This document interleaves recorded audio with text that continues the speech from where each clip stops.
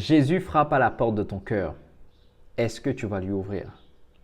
Voyons ce que dit Apocalypse 3, verset 20. Voici, je me tiens à la porte et je frappe.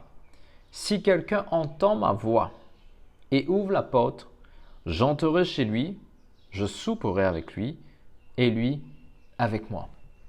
Ce verset est bien souvent sorti de son contexte. On pense qu'avant tout, ce verset parle aux païens, aux non-croyants. Mais ça parle avant tout à des croyants, à ceux qui connaissent Christ, à l'Église du Seigneur. Et là, le Seigneur Jésus-Christ peut faire comprendre à l'Église de Laodicée que tu n'es ni froid ni bouillante. Tu es tiède. Et on sait très bien que notre Seigneur Jésus-Christ déteste la tiédeur. Soit tu es blanc, soit tu es noir. Il n'y a pas de carte grise, il n'y a pas d'entre-deux. Et bien souvent, nous, en tant que croyants, on est comme l'église de Laodicée. Nous, à l'église, on lit quelques versets, on écoute des louanges, on écoute quelques prédications, et on pense que c'est bon. Ça y est, on a fait toutes les tâches du chrétien pour aujourd'hui, merci Seigneur, et voilà. Mais c'est pas ça. Ici, Christ fait nous comprendre qu'il est une relation intime avec nous, qu'il frappe à la porte de notre cœur. Il attend. Tu sais, Jésus, c'est un gentleman. Il poursuit, il appelle, il invite, il patiente. Il patiente. Tu sais pourquoi? Parce que Christ ne va jamais, l'amour de Dieu ne force jamais, ne s'impose jamais. Christ ne viole pas la volonté humaine. Il attend que tu ouvres la porte. Parce qu'il est dit ici, si quelqu'un entend ma voix et ouvre, si quelqu'un, Dieu implique l'homme. Dieu fait sa part et l'homme n'a ce part à jouer. Et bien souvent, nous, en tant que croyants, imagine ta vie comme plusieurs pièces d'une maison. Jésus, tu l'invites dans le salon, mais dans les autres pièces de ta vie, tes relations, tes finances, tes projets, tu laisses Jésus à l'extérieur. On dirait que tu dis, Seigneur, tu sais, ne te fatigue pas trop, je vais gérer. Alors que Jésus-Christ veut être présent dans tous les domaines de ta vie.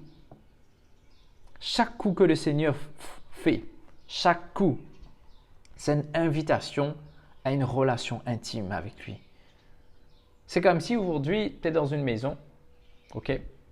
Il y a ta femme ou ton mari qui te dit, voilà, de faire certaines tâches, fais le ménage, vas-y, prépare ça à manger, aide-moi dans ceci ou cela. Tu obéis, tu écoutes, tu fais les tâches, mais sans forcément une relation intime avec cette personne. On dirait que tu es plus un colocataire qu'un partenaire, qu'un mari.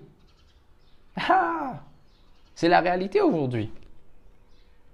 Tu parles plus à l'extérieur, tu parles de ta femme. Hein. Ma femme, elle est extraordinaire. Elle me supporte. Dans tout ce que je fais, elle est là. Elle me prépare de bons plats. Mais à la maison, il n'y a pas vraiment de communication. Il n'y a pas de dialogue. Tu parles de ta femme, mais tu ne parles pas à ta femme. Et aujourd'hui, tu as beaucoup de chrétiens comme ça. On parle de Dieu, mais on ne parle pas avec Dieu. On ne lui parle pas. Et c'est ça le problème aujourd'hui. Donc Christ aujourd'hui nous invite vraiment à revenir dans cette relation intime avec lui.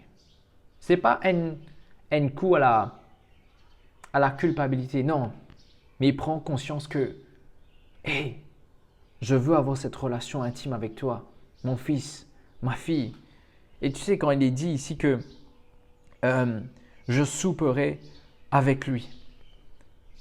Tu sais, dans la culture juive, auparavant, même aujourd'hui, on le voit, le souper, c'est le moment le plus calme de la journée. Le moment que là, tu peux dîner, asseoir, tu es calme. Des fois, le déjeuner, tu es pressé avec le travail. Tu n'as pas le temps forcément de manger, de prendre ton temps. Mais le soir, c'est le moment où tout est calme. Tu prends ton temps, tu donnes un dialogue.